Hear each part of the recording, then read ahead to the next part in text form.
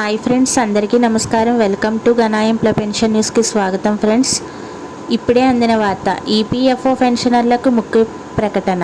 ఆ వివరాలు ఏంటి ఈ వీడియోలో తెలుసుకుందాం. ఫ్రెండ్స్, వీడియోని ఎక్కడ స్కిప్ చేయకుండా చూడండి. మా వీడియో మీకు నచ్చినట్టయితే మా ఛానల్ లైక్ చేయండి, షేర్ చేయండి, సబ్స్క్రైబ్ చేసుకోండి. ఫ్రెండ్స్, ఇక వివరాల్లోకి అయితే వెళ్ళిపోదాం. జీతం పొందే ఉద్యోగుల భవిష్యత్తుకు ప్రావిడెంట్ ఫండ్ ఒక ముఖ్యమైన నిధి. దీనిని ఈపీఎఫ్ఓ నిర్వహిస్తుంది. జీతం పొందే ఉద్యోగుల పదవీ విరమణ తర్వాత భారీ మొత్తం వారికి వచ్చేలా దీన్ని రూపొందించారు. కానీ తరచుగా ఆర్థిక పరిమితులు, ఆర్థిక ఇబ్బందుల కారణంగా ఉద్యోగులు తమ పీఎఫ్ ఖాతా నుండి డబ్బులు విత్డ్రా చేసుకుంటూ ఉంటారు. అయితే పీఎఫ్ అకౌంటు నుంచి డబ్బు విత్డ్రా చేసుకునే బదులు చాలామంది ఈ మొత్తంపై రుణం పొందితే ఈ మొత్తం సురక్షితంగా ఉంటుందని మరియు దీనిపై వడ్డీ కూడా కొనసాగుతుందని భావిస్తారు.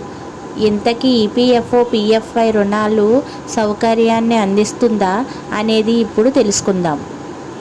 పీఎఫ్ ఖాతాల బ్యాంకు రుణాల మాదిరిగా రుణాలను అందించదు.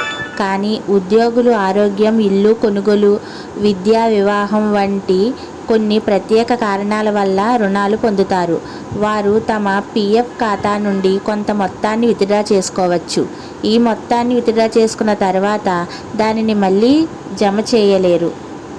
కానీ ఈ సౌకర్యం కొన్ని ప్రత్యేక కారణాల వల్ల, కొన్ని నిబంధనలు, షరతులపై మాత్రమే ఇస్తారు.